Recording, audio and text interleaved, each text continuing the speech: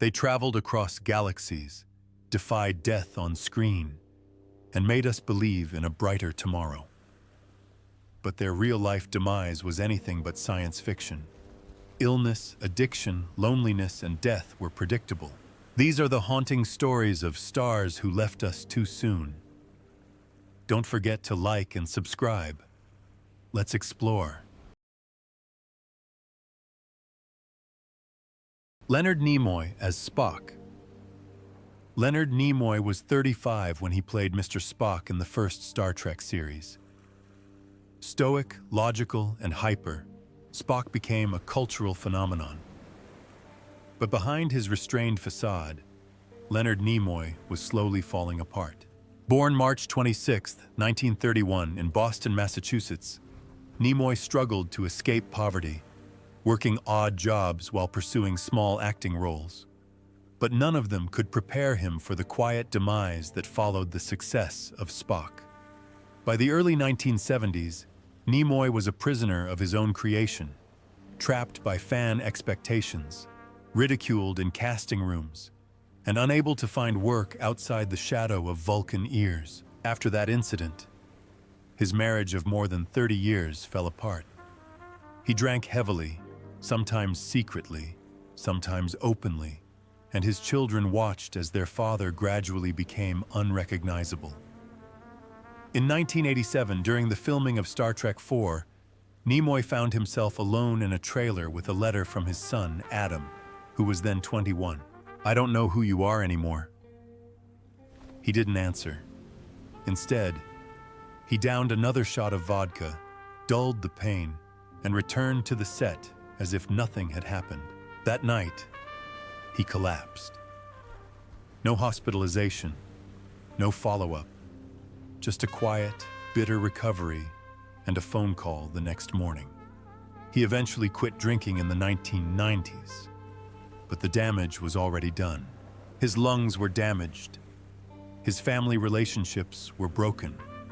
Later, in interviews, he admitted that he had no memory of his children's entire lives. "I was there, but I wasn't with them," he said. Leonard Nimoy died on February 27, 2015, at the age of 83, of end-stage chronic obstructive pulmonary disease, the result of decades of chain smoking during the years he most wanted to forget. At the time of his death, his net worth was estimated at $45 million, but all the money and fame couldn't make up for the long nights of longing or the son he almost lost. DeForest Kelley as Dr. Leonard McCoy. DeForest Kelley was 46 when he played Dr. Leonard Bones McCoy on Star Trek, the gruff but humane chief physician of the ship. His wit and weary compassion were iconic, but the man behind the character bore wounds that never fully healed. Born January 20th, 1920 in Toccoa, Georgia, Kelley spent his formative years trapped in B-movie hell, almost always cast as the villain. He had seen himself die dozens of times on screen while barely scraping by in real life. Between roles, he worked odd jobs, swallowed his pride, and waited for something bigger, something more real. When Star Trek came along, it was both a salvation and a trap. His subsequent fame was narrow and confined. He was beloved, yes, but only as McCoy. The roles dried up, the scripts stopped coming. Hollywood gave him a label, and that label stuck with him for the rest of his life. In his final years, Kelley fought a painful battle with stomach cancer. The pain was constant, but his condition gradually weakened. He never complained publicly, but those close to him said his body broke down before his spirit did. He read old fan letters in the hospital, each one a reminder that even though Hollywood had framed him, audiences never stopped loving him. DeForest Kelley died on June 11, 1999, at the age of 79, from complications of stomach cancer. He left behind a legacy and a net worth of $5 million, modest by industry standards, but his true wealth lay in the hearts he touched. They call him Bones, but it's the soul that remains. James Doohan as Montgomery Scotty Scott. James Doohan was 46 when he played Montgomery Scotty Scott on Star Trek, the earnest, miracle-working chief engineer who kept the company running with sheer grit and genius. His thick Scottish accent, steady hands, and the iconic line, "I gave her everything she's got, Captain," made him beloved around the world. But those hands held a truth that no fan had ever seen. Born on March 3, 1920, in Vancouver, Canada, Doohan's path to fame was paved in war. On D-Day, he charged onto Juno Beach under enemy fire, leading his men through a minefield before being shot 6 times by friendly fire that night. A bullet had shattered the middle finger of his right hand. From that day on, every performance was an illusion. The camera angles, the gloves, the prosthetics, all designed to hide what war had taken. Most fans never noticed, but he did every day. The physical trauma was just the beginning. Behind his calm on-screen demeanor, Doohan struggled with post-war nightmares that never faded. After Star Trek, he was stuck in a rut. 2 failed marriages drained him financially. Raising 7 children sent him to countless conventions, fan events, and voiceover work, grateful for the love but exhausted by the work. In the end, it was Alzheimer's that took the most out of his life. Bit by bit, the Enterprise engineer lost track of his ship, its programs, and his crew. There were quiet moments when he didn't recognize old friends, and painful moments when he didn't recognize himself. James Doohan died on July 20, 2005, at the age of 85, from complications from pneumonia and Alzheimer's. His ashes were partially launched into space in 2008, marking the final interstellar journey he had dreamed of taking. At the time of his death, his net worth was $7 million. But no amount of numbers can measure his courage or his legacy. Nichelle Nichols as Nyota Uhura. Nichelle Nichols was 34 when she played Lieutenant Nyota Uhura on Star Trek, the calm, commanding voice of the Enterprise, and one of the first black women on American television to be portrayed as more than a servant. She represented dignity, progress, possibility, but her real life was quietly falling apart behind that shiny uniform. Born December 28, 1932, in Chicago, Illinois, Nichols entered Hollywood with enthusiasm and talent, only to have the door slammed in her face. While Uhura broke barriers, Nichols was still offered maids and supporting roles. After Star Trek, the offers went nowhere. She faced 2 failed marriages, persistent health problems, and an industry that celebrated her legacy, but rarely gave her work. By the 2010s, Nichols's health began to fail. A stroke in 2015 signaled the beginning of a long decline. Dementia began to take its toll on her, slowly robbing her of her memory, her speech, and her independence. Then a legal battle broke out, with her son and former partners fighting for control of her assets. Accusations of elder abuse, financial manipulation, and isolation arose. Nichols, once a beacon of strength, found herself in the midst of a nightmare she couldn't even name. Nichelle Nichols died of heart failure on July 30, 2022, in Silver City, New Mexico, at the age of 89. Only a few trusted loved ones were present. Her net worth at the time was estimated at $8 million, earned not only through acting, but also through endurance. The woman who once spoke for the stars left a legacy both historic and tarnished by betrayal. Michelle Barrett as Christine Chappelle and computer voice. Michelle Barrett was 34 years old when she joined Star Trek in 1966 as Nurse Christine Chappelle. Fans know her as a gentle nurse, but they hear her everywhere as the omnipresent voice of the Enterprise computer. To millions, she is the voice of the future, but behind that voice is a woman struggling to be seen for who she is. Born February 23, 1932, in Cleveland, Ohio, Barrett was more than just Gene Roddenberry's wife. She was his editor, his protector, his final voice for his ideas when no one else would listen. But in his final years, as Roddenberry's mind began to fail from the effects of a series of strokes and an undiagnosed neurodegenerative condition, it was Mahel who held it all together, writing notes, retyping pages, hiding his confusion from his producers. One day in 1990, during pre-production on a Star Trek project, she found him locked in a hotel bathroom, crying hysterically, not recognizing the script in his hands. He asked her who had written it. It was his own script. She lied and said she was a new writer. He smiled and said, "Pretty good."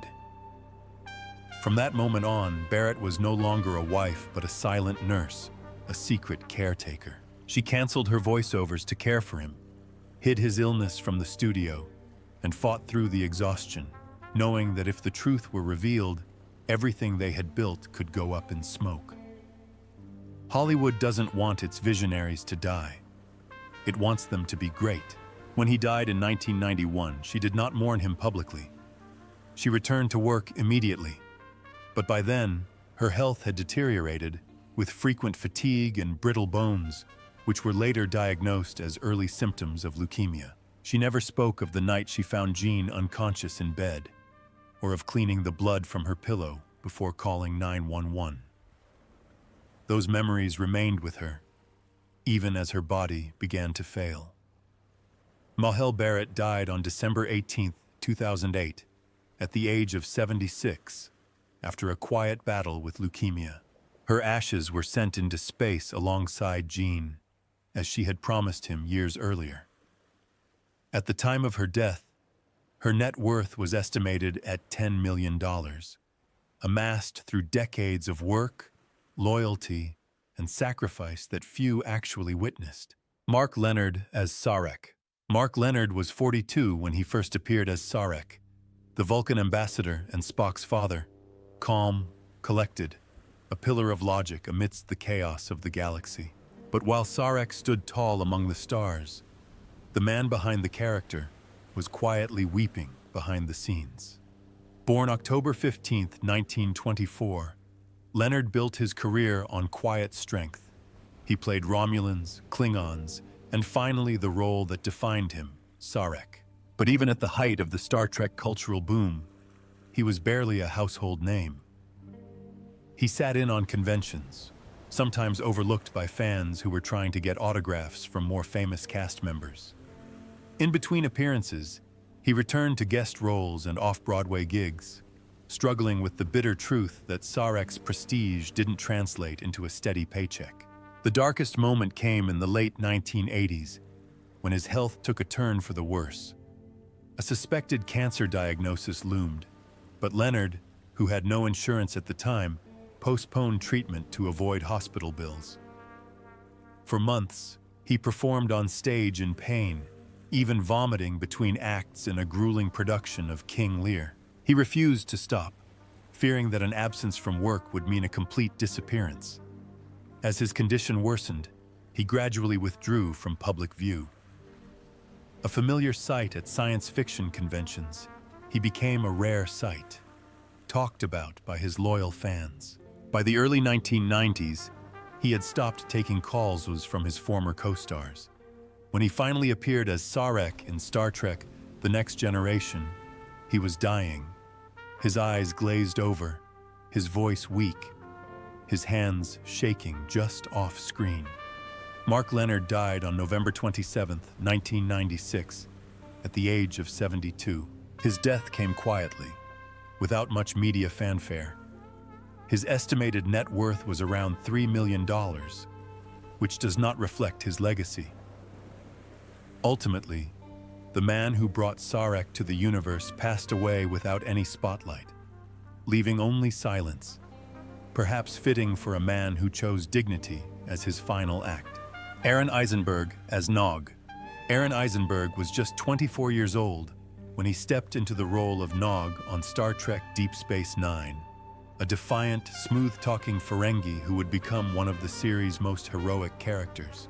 But the young actor behind the mask was living on borrowed time, his heart and kidneys failing. Born on January 6, 1969 in Hollywood, California, Aaron was born with a malformed kidney. His teenage years were spent not on red carpets, but in dialysis clinics and hospital beds. At age 14, he underwent his first kidney transplant. By 2015, decades later, the kidney had died.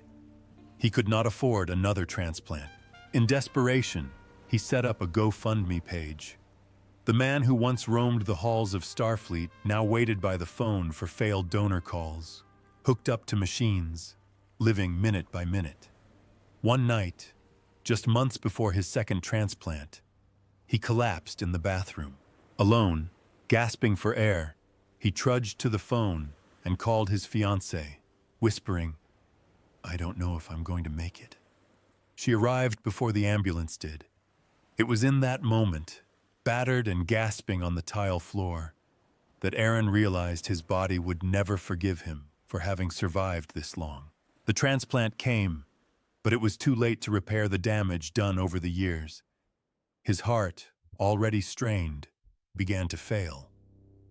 Still, he appeared on podcasts, conventions, and fan meetings, telling jokes through the pain. He never told most people how bad things got. Aaron Eisenberg died of heart failure on September 21, 2019, at the age of 50. His net worth was just $1 million, but his value to the Star Trek community was immeasurable. To fans, he's more than Nog. He's proof that even the smallest characters on screen can take on the toughest battles and still smile. René Auberginois Chongvai Odo. René Auberginois was 52 when he joined Star Trek. Deep Space Nine in 1993 as Odo, a shapeshifter who yearned to understand humanity but never truly belonged. Underneath his rubber shell and loneliness, René poured decades of silent pain into the role. Born June 1, 1940 in New York City, René spent his life pursuing meaning through art. He was disciplined, reserved, and never overdoing it. But for months, he ignored the signs of shortness of breath and wheezing that he blamed on aging. Then that morning, in the garden, he reached for the trowel but fell to his knees, his vision blurred, his ribs aching. When he looked down, his hands were red. He forced a smile and said loudly, "You're exaggerating." But he knew. A scan a few days later confirmed it. Terminal lung cancer, inoperable, fast. Finally. He didn't speak to anyone for weeks, not even Judith. He rehearsed the words, but couldn't get them out. Instead, he kept acting, kept recording audiobooks, kept answering fan mail as if everything was fine. Until one night, while recording a voice at home, he passed out in the middle of a recording. Judith found him lying on the floor, the microphone still working. That's when the silence was broken. From then on, everything was a matter of timing. He planned his death like a concert. The music was chosen, the photos were chosen, the script was annotated for donation. Friends were invited to say goodbye but not given any advance notice. He didn't want pity, he just wanted presence. The slideshow he made, featuring Beatles songs, played on a loop on a dim projector as he sank into a coma, his lungs failing, his breath coming in and out. René Auberginois died on December 8, 2019, at the age of 79, of terminal lung cancer at his home in California. His death was medically assisted under California law. His net worth at the time was estimated at $5 million. But nothing he possessed was more meaningful than the dignity he regained in a single scene that no one else could have written for him. William Shatner as Captain James T. Kirk. William Shatner was 35 when he became Captain James T. Kirk in Star Trek. Bold, determined, the face of a new land. But decades later, it wasn't the Enterprise that nearly brought him down. That was the night he found his wife, Noreen Kidd, lifeless at the bottom of the swimming pool, her body still warm, her wedding ring glinting in the porch light, as if begging him to break the moment. Born March 22, 1931 in Montreal, Canada, Shatner rose to stardom with drive, charm, and a relentless drive to shatter marriages, friendships, and silences. He married Noreen in 1997, despite warnings from friends about her battle with addiction. Still, he loved her, passionately, perhaps recklessly. But that summer night in 1999, it all fell apart. Coming home from a horse show, he called her name, heard nothing, and walked out into the backyard. She was lying face down in the pool. The paramedics arrived. The autopsy showed she had been on alcohol and Valium. The tabloids blamed him. Anonymous letters kept coming. Some said it was negligence. Others whispered darker things. Shatner collapsed. He locked himself in his house for days. Later, he admitted that he had almost followed her, that he had stood at the edge of that pool more than once, staring into its stillness. He blamed himself, blamed his absence, blamed his reputation, blamed his inability to save her. Therapy came. Then he wrote. He published his memoirs, not to clear his name, but to survive the turmoil. Even as fans cheered for his next appearance, he carried her death like a mysterious burden beneath his Kirk uniform.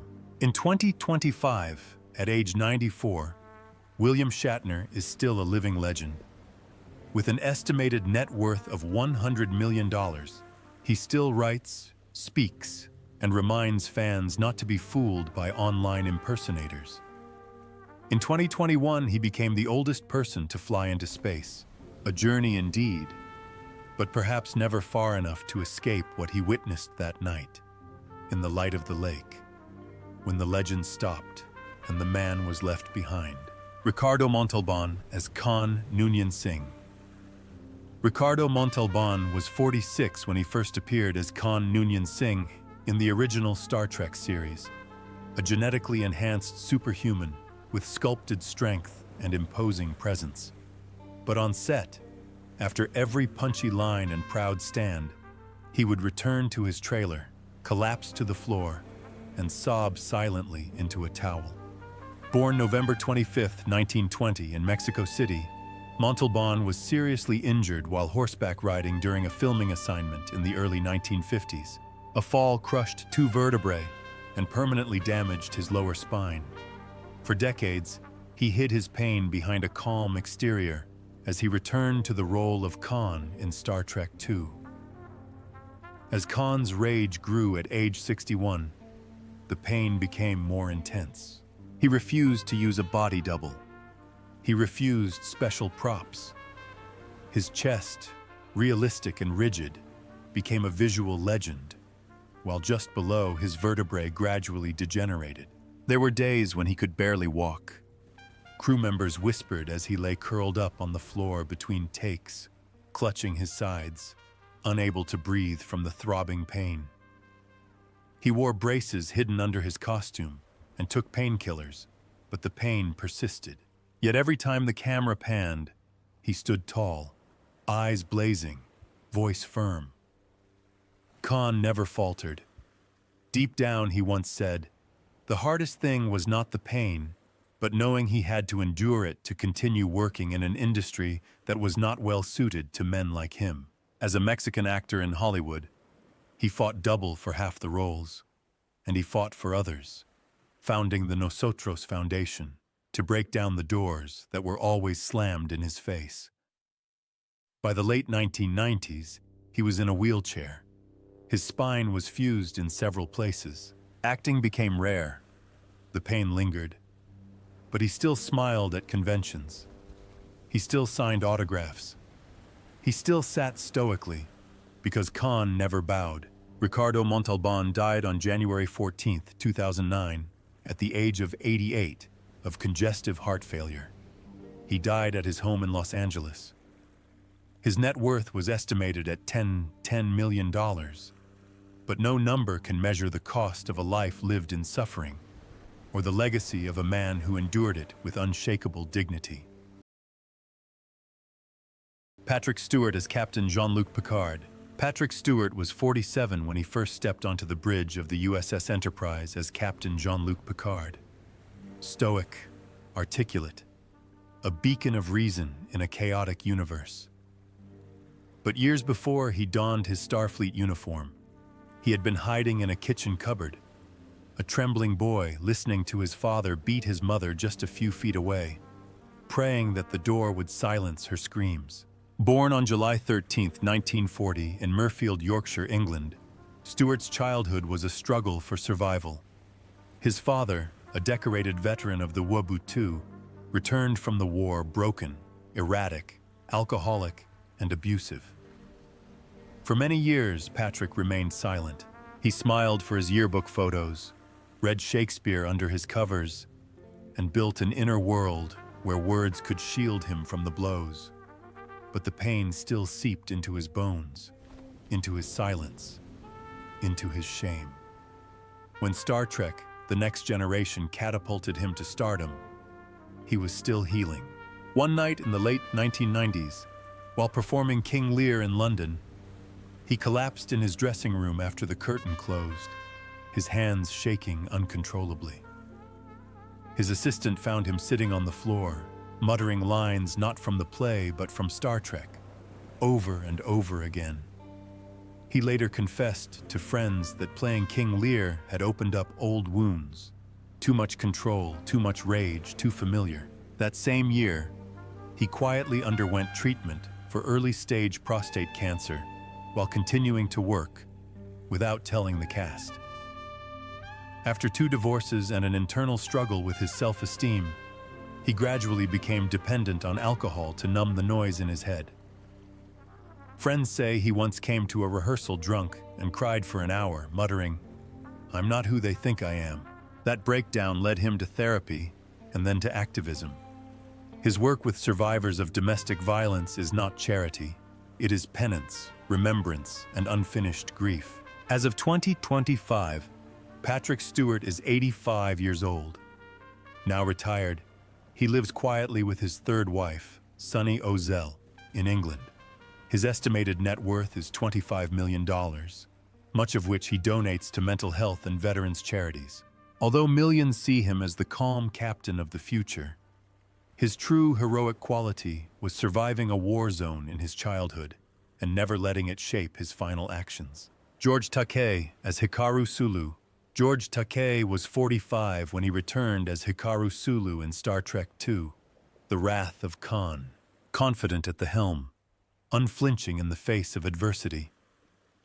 But long before he became a space pilot, he was locked behind barbed wire, staring out at freedom through the slats of a government-issued barracks window, wondering why America had turned its back on his family. Born April 20th, 1937 in Los Angeles, Takei was just 5 years old when he and his family were forced into the Rawari concentration camp during World War II. Every night, he heard his mother crying softly under the covers, pretending to be asleep. His father, a once proud businessman, now swept the dust off the floor of a run-down cafeteria. The shame never left him. He rarely spoke publicly about the concentration camps until later. But there was one moment, never shown on camera, that defined his silence. The day his brother asked, "Are we bad people, George?" And he couldn't answer. That unanswered question followed him to Hollywood, where casting directors offered him roles as waiters, villains, or voiceless extras. He accepted because he had no other choice. When Star Trek came out, he felt like he had just had a breakthrough, but even then, he knew Sulu was underwritten. He pushed harder, fought for scenes, and clashed quietly with William Shatner, who often stole the spotlight. Off-screen, he kept an even heavier secret. He was gay, working in an industry where being gay meant career suicide. A studio executive once warned him that if they found out, he would be finished. In the 2010s, rumors circulated that Takei was secretly undergoing treatment for cancer, believed to be prostate-related. But he never missed a panel or public appearance.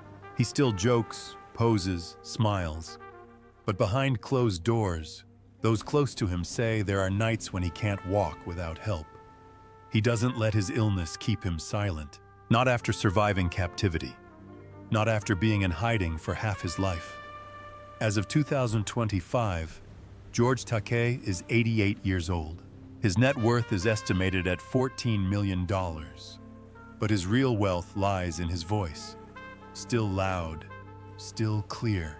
From protest marches to memoirs, from Broadway to Twitter, he remains undaunted. For a boy who was once locked up in a desert camp, every word he says now carries the weight of all the things he was not allowed to say.